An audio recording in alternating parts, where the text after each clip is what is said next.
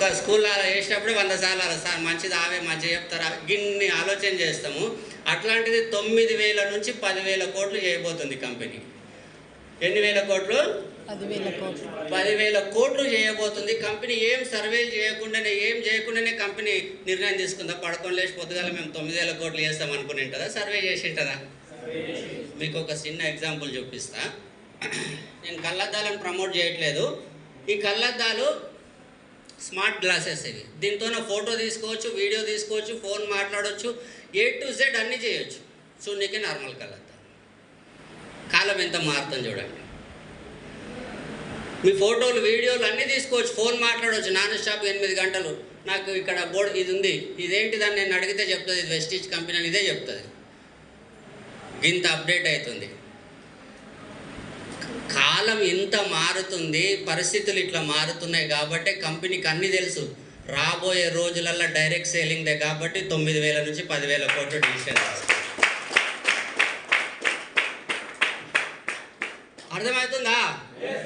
రాత్రి డిసిషన్ తీసుకోరు. ఎన్నో సర్వేలు చేస్తారు కంపెనీ వాళ్ళు, ఎన్నో చూస్తారు. అన్నీ చూసి వరల్డ్లో ఏం జరుగుతుంది, ఎక్కడ ఉట్టిగిన రాత్రి డిసిషన్ తీసుకునేది కాదు. కంపెనీ 23 ఏళ్ళు ఇట్లా పడుకొని లేసి 23 ఏళ్ళు కాలే.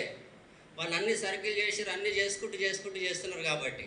అందుకే అంటున్నా, ఇప్పుడు కరెక్ట్ టైంలో ఉన్నాం. ఇప్పుడు కరెక్ట్గా పని చేసుకుంటే 2030 వరకు మన జీవితాలు ప్రపంచంలో డబ్బులు సంపాదించే ఎవరైతే మిలియనర్స్ ఉన్నారో అమెరికాలో 20% ఎక్కువ శాతం ఎక్కడి నుంచి ఉన్నారో మీ అందరికి తెలుసు. ఎక్కడి నుంచి ఉన్నారు? డైరెక్ట్ సెల్లింగ్ నుంచే ఉన్నారు. రాబోయే రోజుల్లో హైదరాబాద్ ఇండియాలో హైయెస్ట్ ఇన్కమ్ అచీవర్స్ ఎవరు ఉంటారు? ఎక్కువ ట్యాక్స్ కట్టేటోళ్ళు ఎవరు ఉంటారు? కంపెనీ గవర్నమెంట్కి 100%. ఒక వ్యక్తి 100 కోట్లు సంపాదించిండంటే ఎంత ట్యాక్స్ కట్టింటాడు? అండ్ ఇంకొకటి ఆలోచించండి, అది వెస్టీజ్ ఇన్కమే సార్. 100 కోట్లు అనేది బయట ఇన్కమ్ కాదు, అది వెస్టీజ్ ఇన్కమ్. ఆయన పెట్టుబడి ఆయన మహా అంటే 10 కోట్లు ఆయన కడుపుకో దేనికో పెట్టుకుంటాడు. బంగారు కడుపు చేయించుకున్న బంగారు కానీ ఏదో 10 కోట్లు అయిపోతుంది. బంగారు బూట్లు చేయించుకున్న ఏం కొనుక్కున్నా 10 కోట్ల కంటే ఎక్కువ కావు. మిగిలిన 90 కోట్ల పెట్టుబడి ఎంత ఉంటుంది ఆయనకు?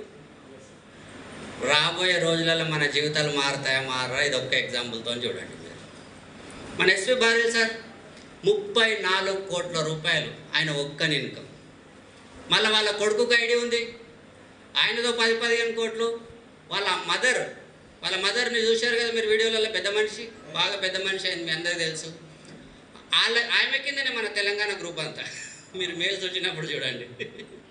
వాళ్ళ అమ్మ కింద ఉన్నాం మనం అంత కింద పెద్ద. వాళ్ళ ఇన్కమ్ కానీ కలిపి 50 కోట్లు దాటింటుంది సార్ ఇన్కమ్, ఫ్యామిలీ ఇన్కమ్. ఇక్కడ సలీం సార్ కూర్చున్నాడు. సలీం సార్ ఇన్కమ్ తెలుసా టోటల్ వెస్టీజ్ నుంచి? కొన్ని లక్షలు తక్కువ 10 కోట్ల రూపాయలు సంపాదించారు.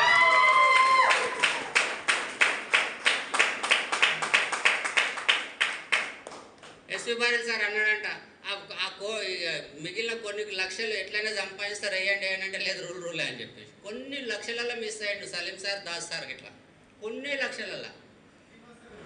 నేను కూడా నా గురించి ఎందుకు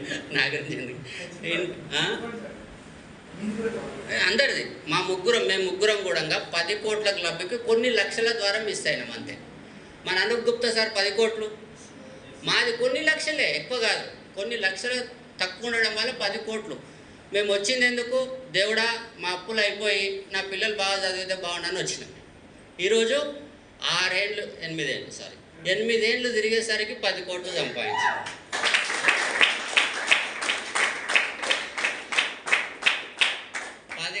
సంపాదించేటోళ్ళు ఇద్దరు ఒకే మీటింగ్కి వచ్చి, ముగ్గురం ఒకే మీటింగ్కి వచ్చి మీ వెనక మేము ఉన్నామని సపోర్ట్ చేస్తున్నాము, మేము ఉంటాం నడవండి అంటున్నాము. మరి మీరేమంటారో నేను తీసుకోండి.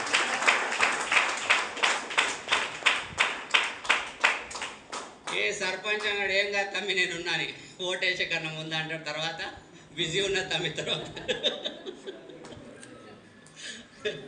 కానీ మేము అంటున్నాం, మేము సిద్దిపేటకి 2018 నుంచి కంటిన్యూ వస్తూనే ఉన్నాం. ఎవరైతే గాసిప్స్ లేకుండా ఇదే కంటిన్యూగా అప్లైనే మా దేవుడు అన్నట్టు చేస్తున్నారో వాళ్ళు మాతానున్నారు.